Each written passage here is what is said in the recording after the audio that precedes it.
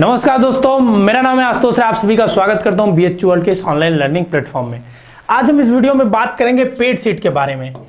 क्या आपके पास अगर पैसा ज़्यादा है तो क्या आप बीएचयू में पढ़ सकते हैं?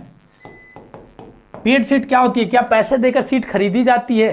क्या आपका नंबर कुछ भी आए, क्या आपने फॉर्म नहीं भरा है फिर भी आप अगर पैसा है आपके पास था तो क्या आप बीएचयू में पढ़ने का सपना आपका साकार हो सकता है? इन सभी पॉइंट्स में बताऊंगा, पेड सीट को डिटेल में समझाऊंगा आपको कि आखिर होता क्या है एक एक पॉइंट्स को।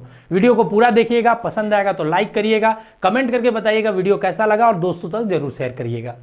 सबसे पहली बात, पेड सीट होती क्या है? ठीक है, पेड सीट वो सीट है जिनकी फीस ज्यादा है। ठीक है, जिनकी क्या है, फीस ज्यादा है।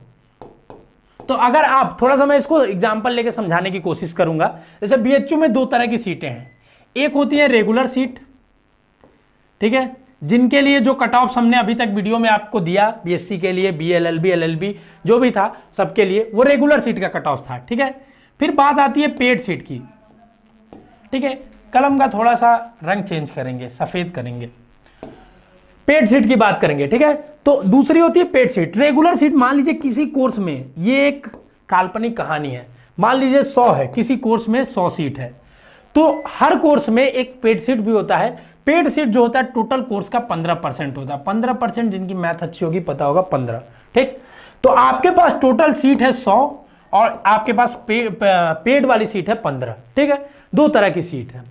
तो पेड सीट क्या है, एक रेगुलर फीस होती है। जैसे आप अगर यहाँ एडमिशन लेंगे, आपकी कट ऑफ आई उसमें, ठीक है, आपका जो भी फीस होगा 3000, 4000, मान लीजिए 3000 मैं मान लेता हूँ, 3000 आपकी फीस होगी। ठीक है, तो 3000 जो आपकी फीस होगी वो आपका रेगुलर सीट के अंदर आपने एडमिशन लिया तो आपका हो गया। पर पेड सीट में क्या है, फीस थोड़ा ज्यादा होती है। ठीक है, जैसे बीएससी के कोर्सेज में जो देखेंगे आप 30,000 होती है। फिर से अभी बताएंगे डिटेल में कितनी किस्में होती है, मान के चलिए। ठीक है, ये एक अभी तक सब एग्जाम्पल दे रहे हैं, कोई वास्तविकता से इसका लेना देना नहीं है किसी कोर्स का। तो पेड सीट में फीस होती है 30,000। इतना नॉर्मल जानकारी आप समझ लिए। ठीक, अब क्या होता है कि पेड सीट में आपको 30,000 फीस देना पड़ेगा तब आपका एडमिशन होगा। पर सोचिए, जब किसी कोर्स में जो मान लीजिए 300 नंबर का एग्जाम था, जैसे बीएससी एग्रीकल्चर का ही आप मान लीजिए, उसमें अगर 210 कट ऑफ जाती है तो 210 के नीचे कम से कम 50,000 बच्चे होंगे, 60,000, 70,000 बच्चे होंगे। तो क्या कोई भी बच्चा आके बोले सर हम 30,000 की जगह 3 लाख देंगे, हमें एडमिशन ले लीजिए, ले लेगा? नहीं, पेड सीट की भी एक कट ऑफ निकाली जाती है। पेड सीट की भी एक कट ऑफ निकाली जाती है। अब वो कट ऑफ जनरल का है। ठीक है, जनरल का जो होगा, जैसे ये मान लीजिए अगर किसी कोर्स में 300 नंबर का था, ठीक है, कोर्स का टोटल नंबर, तो 210 आया वो जनरल का कट ऑफ उसमें। ठीक है, तो अगर 210 जनरल का कट ऑफ था तो पेड सीट की जो कट ऑफ होगी, इससे 5 या 10 को जो भी जितनी सीटें, मतलब जैसे आपको अभी और एग्जांपल लेके थोड़ा समझाऊंगा, थोड़ा सा यहाँ पहले ब्रीफिंग समझिए। तो इससे थोड़ा सा कम नंबर होगा, जैसे मान लीजिए 200 नंबर इसकी कट ऑफ जाएगी पेड सीट की। पर सर बोलेंगे कि सर अभी तक इस समझ में हमको नहीं आया कि उसका 200 ही कट ऑफ क्यों जा रहा है। तो इसके लिए थोड़ा सा डिटेल में चलेंगे, डिटेल में चलने के लिए समझेंगे। जैसे मान लीजिए कि आपके कोर्स में 100 सीट है, 100 सीट है, तो एडमिशन किसको मिलेगा? जितना 100 रैंक तक बच्चे आएंगे तो उनको एडमिशन मिलेगा। पर ऐसा नहीं होता है। ठीक है, आप काउंसलिंग में 300 नंबर तक के 300 बच्चों को बुलाया जाएगा, 300 रैंक तक के बच्चों को। बोलेंगे सर 100 सीट है, 300 रैंक वाले को झूठे बुला रहे हैं।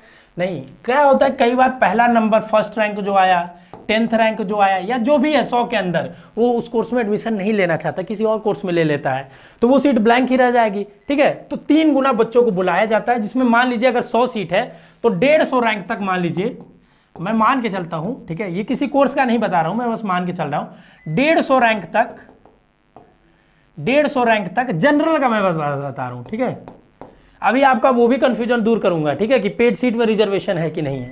तो जनरल का 150 रैंक तक एडमिशन हो गया। ठीक है, अब पेड सीट के लिए अलग से कट ऑफ निकलेगी। उसमें क्या होगा कि 1 से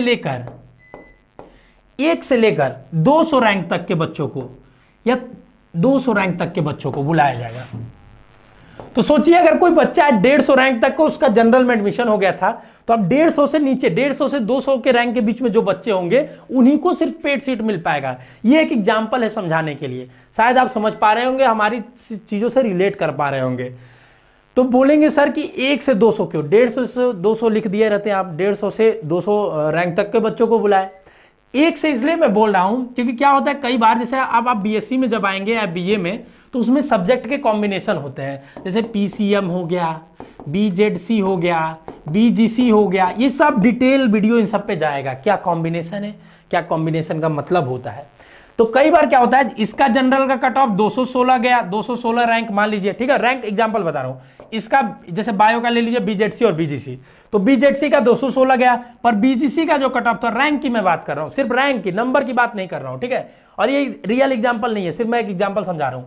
इसका मान लीजिए रैंक है 200 नंबर, ठीक, तो एक बच्चा था जिसके 215 नंबर आए थे, 215 नंबर आए थे, ठीक, एक बच्चा था जिसके 215 नंबर आए थे, लेकिन वो चाहता था कि बीजीसी से पढ़े, बीजीसी उसका सपना था, ठीक है, उसके माँ बाप का सपना था, उसके सबके खानदान का सपना था बीजीसी से पढ़े।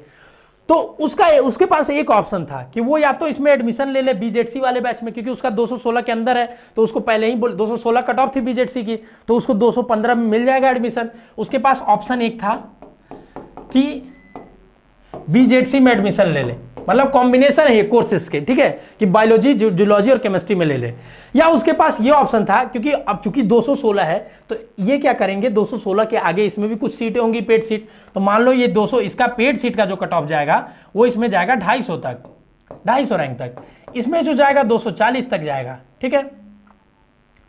ये मैंने कितना बताया था आपका, 208 वोट बताया था, कुछ भी मान लीजिए 205 ही बताया था मान लीजिए, ठीक है, तो 240 तक जाएगा मान लीजिए, ठीक है।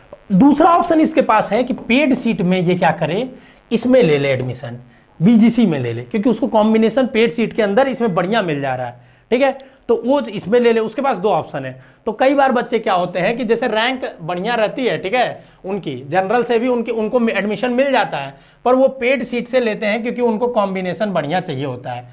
तो जब आप काउंसलिंग कराने आएंगे तो आपसे पूछा जाएगा, ठीक है, अगर ऑनलाइन काउंसलिंग होगी इस बार तो उसमें आपको टिक मारने को भी पूछा जाएगा कि क्या आप पेड सीट में अपना काउंसलिंग कराना चाहते हैं। तो आप उसमें अगर टिक कर देंगे हाँ, तो आप पेड सीट के लिए भी एलिजिबल हो जाएंगे। बोलेंगे सर काउंसलिंग के समय ही अगर हमसे मांग लिया तो उतना पैसा 30,000 नहीं मांगेगा, उस समय एडमिशन कंफर्म होने पे ही बीएचयू में फीस मांगी जाती है, ठीक है। तो पेड सीट का ये सीन था, समझ में आ गया कि नॉर्मल, ठीक है। अब इतनी चीजें एग्जाम्पल के बाद एक जनरलाइज वे में बताता हूं। जैसे मान लीजिए बीएससी एग्रीकल्चर की बात करते हैं, तो बीएससी एग्रीकल्चर की बात करेंगे, मैंने बोला 210 सर जनरल का कट ऑफ जाएगा, तो पेड सीट जो होगा उसकी भी कट ऑफ निकलती है। आपके पास पैसा होने से एडमिशन नहीं हो जाएगा, तो उसकी मान लीजिए 207 या 8 गई, ठीक है, 207, 3 नंबर ही मैं कम मान रहा हूं। हो सकता है पेड सीट का ज्यादा भी चला जाए, क्योंकि भाई इसमें नहीं जाएगा, इसमें कॉम्बिनेशन का मतलब नहीं है, दूसरे में चला जाए ज्यादा, ठीक है। ये चीज हो गई। तो पेड सीट क्या है, जनरल के कट ऑफ से थोड़ी कम कट ऑफ होती है, जिसमें आपको ज्यादा फीस देनी पड़ती है और आपका एडमिशन हो जाता है। अब कितनी ज्यादा फीस, ठीक है, बीए में इस साल से 25,000 कर दिया है पेड सीट।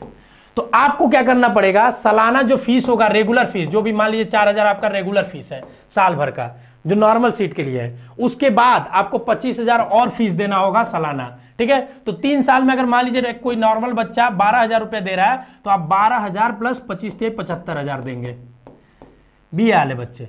तो जो रेगुलर फीस है वो आपको देनी ही है, उसके साथ आपको पेड सीट का भी फीस देना है। बीएससी में क्या है कि 30,000 रुपया है, बीएससी में 30,000 रुपया है फीस पेड सीट का, प्लस जो आपको रेगुलर है वो तो देना ही पड़ेगा, 3-4 हजार जो भी हो, ठीक है।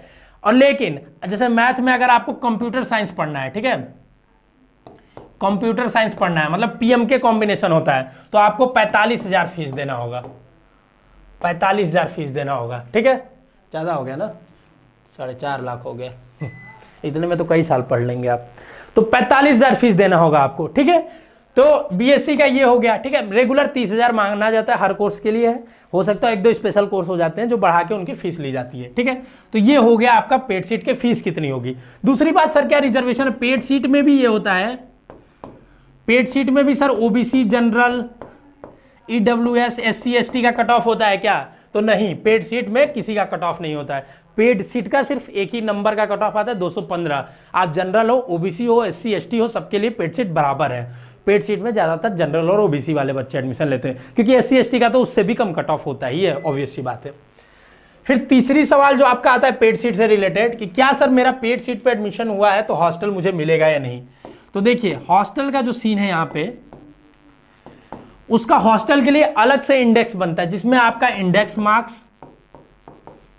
मार्क्स प्लस आपकी डिस्टेंस, घर से दूरी बीएचयू की जोड़ी जाती है और एक नया मेरिट बनता है हॉस्टल की। तो उसमें अगर क्राइटेरिया में आप आ रहे हैं तो आपको हॉस्टल मिल जाएगा। आपका पेड सीट से कोई लेना देना नहीं है कि आपका पेड सीट है तो आपको हॉस्टल नहीं मिलेगा, ठीक है।